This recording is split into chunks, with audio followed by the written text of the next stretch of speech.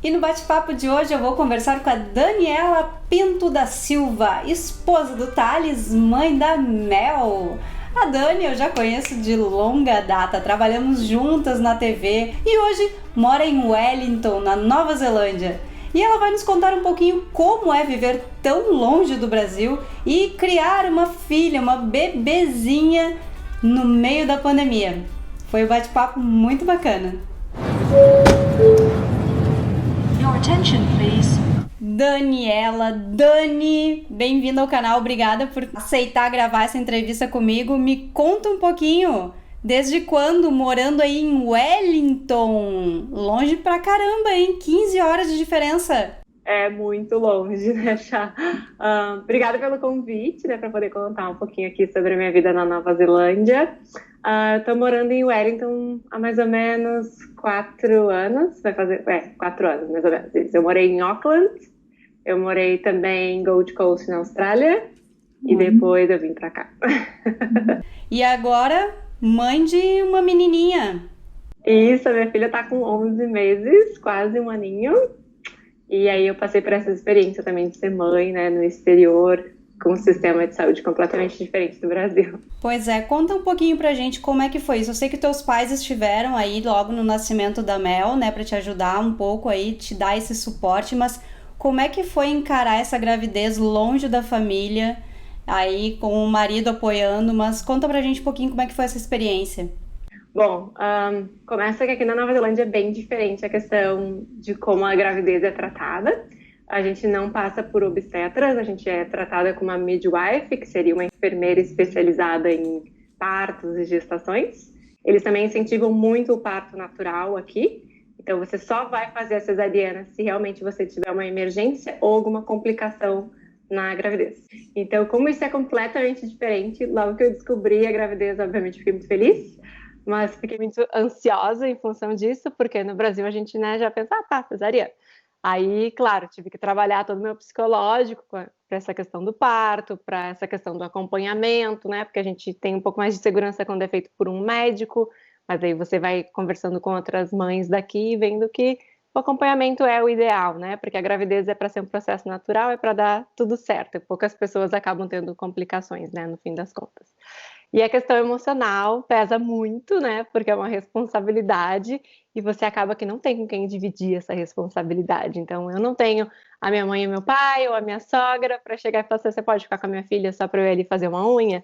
Você pode vir aqui em casa e cuidar dela para eu dormir um pouquinho? Então, não tem isso, né? Eu tive no início que meus pais ficaram aqui 2 meses e meio.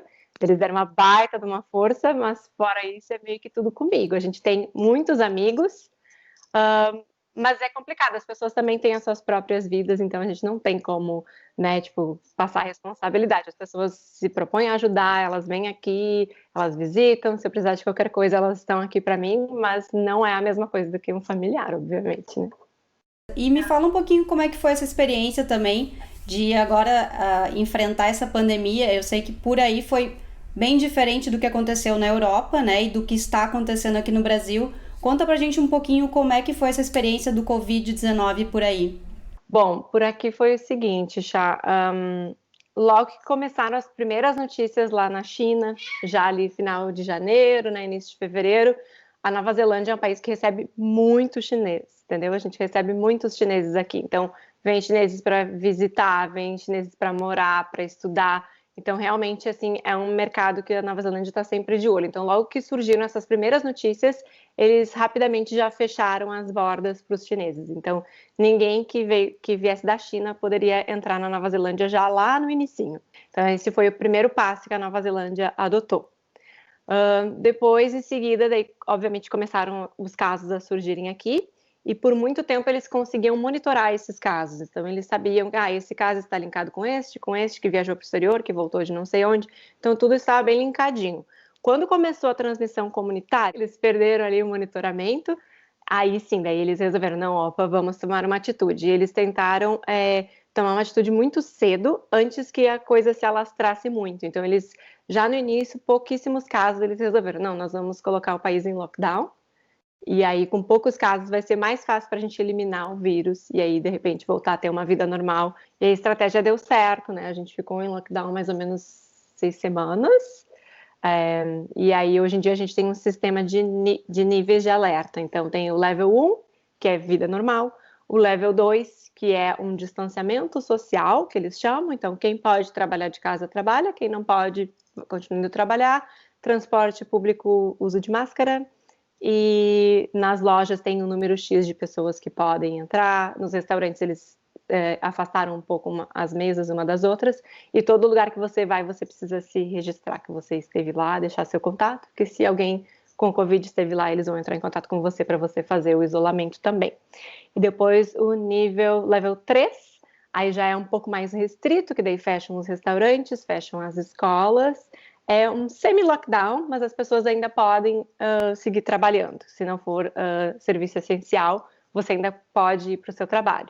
Depois, of course, né, obviamente, o level 4, lockdown. Daí nada funciona, somente serviços essenciais. No momento, a gente está no level 2, então a vida é praticamente normal, apenas alguns cuidados com a higiene e um pouco de distanciamento social. O vírus ficou controlado por mais ou menos uns 100 dias, sem nenhum novo caso em toda a Nova Zelândia. E agora, mais ou menos umas 2 semanas, daí apareceram alguns casos em Auckland, que eles não conseguiram o traço, né, de onde que veio, por onde que entrou. Então, eles colocaram apenas a cidade de Auckland em lockdown por mais ou menos 3 semanas. E aí, agora, eles já conseguiram novamente traçar de onde que estão vindo os casos. Então, Auckland também já voltou para o level 2 no momento. E aí, vamos aguardar. Eu vi que também tu já deu uma passeada por aí com a família, né? Aproveitaram esse momento aí mais tranquilo de flexibilização e foram curtir aí viajando pelo país, né? Me conta um pouquinho como é que foi essa experiência. Tu te sente segura de poder sair de casa nesse momento, assim? Quando a gente estava com 0 casos, obviamente era muito mais tranquilo, né? A gente saía, não tinha mais nada, a gente estava, né, no level 1, tudo aberto, tudo funcionando normalmente. Então a gente marcou essa viagem, porque a gente não pode, não é que a gente não possa sair do país, mas no momento poucos voos estão saindo e entrando na Nova Zelândia, e então fica muito difícil de viajar. Então viajar realmente só se for uma coisa que você precisa muito. E quando você retorna da viagem, você precisa ficar 15 dias em isolamento num hotel que é, né, do governo, para monitorar se você não tem nenhum sintoma ou se você não está testando positivo, né? Então a gente foi para a cidade de Queenstown, que fica na Ilha Sul, que é uma cidade muito bonita e foi muito legal. A gente ficou super tranquilo na questão do voo e da viagem, tudo fluindo normal. Mas o que a gente percebeu é que, como a gente já tinha ido a Queenstown em outros invernos, tipo, estava, né, a cidade praticamente vazia, porque é uma cidade que vive de turismo. Então, muita coisa fechada, tipo, muito menos movimento na rua, né? Até para estacionar o carro era super fácil, os restaurantes mais vazios. Então, dá até uma certa tristeza, porque a gente sabe que muita gente que mora nessa cidade depende do turismo, né? E aí, no retorno da nossa viagem, foi um pouquinho mais tenso, porque foi bem na semana que descobriram esses casos em Auckland, e que eles anunciaram que teria esse lockdown lá em Auckland, e a gente já teve que voltar daí no avião com as máscaras e tudo, porque já estava a Nova Zelândia em level 2, né? Por enquanto, a gente está tentando ficar tranquilo, porque a gente confia que o governo está fazendo um bom trabalho. Então, se eles liberaram para o level 2, se a gente seguir as regras, vai estar tudo certo. Então, a gente sabe que se tiver alguma coisa a mais, eles vão colocar um level acima. E, obviamente, na minha cidade não tem nenhum caso no momento, mas se aparecer algum caso por aqui, a gente também já provavelmente vai colocar o pé no freio na questão de sair, né, restaurante, público, essas coisas. Agora, nesse momento, né, principalmente com o Brasil enfrentando esse problema mais sério, né, da Covid, agora os olhos do mundo se voltam para o Brasil. Como é que tu encara essa coisa, assim, dos teus pais aqui, né, tu tá longe da tua família, o Thales também, como é que tu enfrenta isso, assim, tipo, esse sentimento de que agora realmente não basta eu querer, eu estou isolada da minha família, do meu país? Então, a gente, inclusive, estava com passagem comprada, né, para ir para o Brasil no final de abril, e acho que foi mais ou menos uns 10 dias antes que eles anunciaram que teria, então, esse lockdown. Os voos começaram a ser cancelados um atrás do outro, inclusive uma das companhias aéreas que fazia o trecho Nova Zelândia, Buenos Aires e depois Brasil, cancelou, eles não têm mais a rota.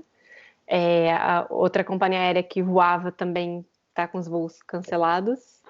Então, para a gente hoje sair daqui para ir para aí, a gente tem que ir via Dubai ou via Doha, e isso aumenta o tempo de viagem muito, porque daqui até mais ou menos ali os Emirados Árabes a gente vai voar 15 horas, e depois são provavelmente mais 15 horas até São Paulo, sem contar tempo de aeroporto, tempo de conexão e etc. Então, realmente é muito longe, você precisa de autorização para entrar nesses países sem fazer quarentena. Sem contar o risco, né? A gente agora com um bebê de 11 meses, a gente não vai se colocar em risco. É, obviamente, muito mais caro. Você vai e não sabe quando que volta, porque não é todo dia que tem os voos. Então, é bem complicado. Então, a gente colocou na cabeça que, sim, realmente, nesse momento, não dá para ir. O que nos tranquiliza um pouco é que a gente sabe que a gente está num país tranquilo, né? Então, a gente está num lugar que está tranquilo, que a gente está podendo viver a nossa vida. Então, a gente está tentando, assim, pensar na parte positiva, porque realmente é muito difícil a incerteza, né? A gente tinha passagem comprada para abril, depois a gente pensou, então, de repente, no fim do ano vai dar para ir passar Natal e Ano Novo, e o cenário que se mostra que provavelmente não será possível.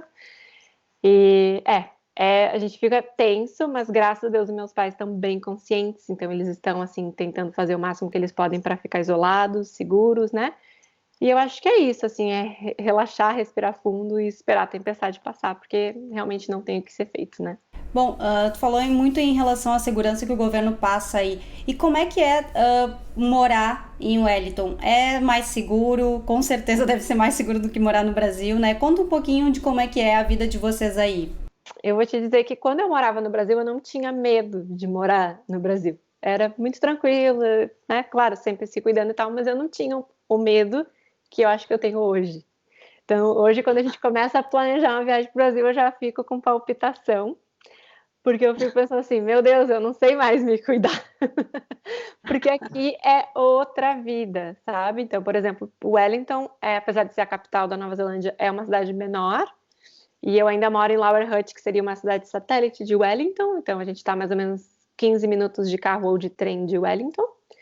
E a minha cidade é muito pequenininha, parece assim um clima de interior, de praia. As casas aqui não tem grade, não tem cerca. Então, tipo, é tudo aberto, as pessoas deixam a porta aberta. Tu sai na rua, fica dentro do carro esperando alguém descer, voltar. Cenário completamente diferente, né? Nossa, realmente eu não consigo imaginar isso, né? A gente sai na rua com carteira, às vezes saio só com a minha carteira e meu celular na mão, e eu moro no centro dessa cidade, eu vou ali no shopping, que é pertinho da minha casa, andando, com só minha carteira e meu celular na mão. Tem alguma coisa que tu sinta falta do Brasil? Alguma coisa assim que, nossa, eu sinto muita falta disso e só tem no Brasil? Bom, família, obviamente. Comida. Que aqui, assim, as comidas são mais asiáticas, indianas, né? E, claro, a gente também tem essa coisa boa, que, tipo, a gente poder ter essa culinária bem alternativa, bem diferente, mas às vezes dá uma vontade, assim, de comer um pastel. Tipo assim, tu ir numa padaria e comer um bolinho gostoso, que aqui os bolinhos são mais ou menos, meio sem graça. Aqui eles não têm o costume de ter restaurante buffet, sabe? Aquilo que você vai, tipo, não sabe o que tu quer comer, daí tu vai lá e olha a cara das coisas e pega o que tu quer. Isso não existe aqui. Então eu sinto falta, acho que, da comida. Sempre ouvi falar que para quem mora, né, Nova Zelândia, Austrália, é muito mais fácil de viajar pelo mundo por questão de passagens aéreas baratas e também por estratégia também, porque é mais fácil, rápido de chegar na Ásia, né? Então, me fala um pouquinho, tu teve essa experiência, por onde que tu já passou? Então, desde que eu vim para cá, acho que eu já dei umas voltinhas. Eu já fui para Bali, na Indonésia, Fiji Islands, Tailândia, Camboja, Vietnã, Singapura, China. Legal. E aí viajei bastante aqui na Nova Zelândia e também na Austrália. Então, para quem talvez queira viajar mais, né, quer fazer um intercâmbio, aproveitar para juntar um dinheiro e viajar, eu diria que a Austrália seria uma opção melhor, porque você consegue fazer um pouco mais de dinheiro lá, já que na Nova Zelândia tu consegue ainda juntar um dinheiro, se tu conseguir vir para cá talvez com um visto de Working Holiday, né, que é para pessoas, acho que com menos de 30 anos você pode conseguir esse visto. São alguns vistos que são liberados por ano, e aí você vem só para trabalhar. Se você não precisa estar pagando um visto de estudante, porque é uma das formas de ficar aqui, aí fica um pouquinho mais tranquilo, assim, de você conseguir trabalhar, juntar uma grana e viajar. E eu acho que a Ásia é, assim, meio que o must do, né? Então, quem vem para Nova Zelândia e Austrália, geralmente vai viajar ali pela Ásia, né? A Ásia é um destino desejado por todo brasileiro, obviamente, mas é complicado de conseguir ir tanto para a Ásia quanto para a Oceania, porque são destinos muito longe. É, com certeza, assim, por exemplo, o voo mais perto que tem Brasil-Nova Zelândia, por exemplo, dá 26 horas, 30 horas no total tempo de viagem, fora que tu chega aqui é um fuso de 15 horas, né? Então tu leva uns dias para sair daquela leseira ali do jet lag, né? Na questão da Ásia, o que eu acredito que, com exceção de Singapura e China, né? Os outros lugares assim que são mais praianos, eles são lugares que são baratos de viajar. Então acho que é por isso também que é um destino assim dos mochileiros e do pessoal de intercâmbio, porque se tu tá aqui ganhando em dólar, você vai para lá e você faz a festa, né? Porque vai ser muito mais barato, porque aqui é muito caro, entende? Você vai sair, tomar um drink, uma bebida é 10 dólares, 15 dólares. Aí você vai para lá com dólar, em Camboja você paga 50 centavos numa cerveja. Então, tipo, é uma discrepância, né? Então, acho que é por isso que o pessoal gosta muito de viajar lá para a Ásia. E realmente é um destino mais barato e daqui é perto. Da Nova Zelândia, mais ou menos, mas da Austrália tem muitos e muitos voos partindo diariamente para vários destinos na Ásia e é bem mais barato. Bom, Dani, muito obrigada por ter aberto aí as portas da tua casa, por ter me recebido, ter conversado comigo. A Mel tá ali quietinha no cantinho dela, uma criança bem comportadinha, hein? Deu sorte. Muito obrigada e boa sorte pra ti aí, pra família, muita saúde pra vocês aí. Se cuidem, viu? Obrigada, Chay. Espero que passe logo, né, toda essa situação aí do Covid, que a gente está planejando ir para o Brasil assim que for possível, aí a gente se vê também.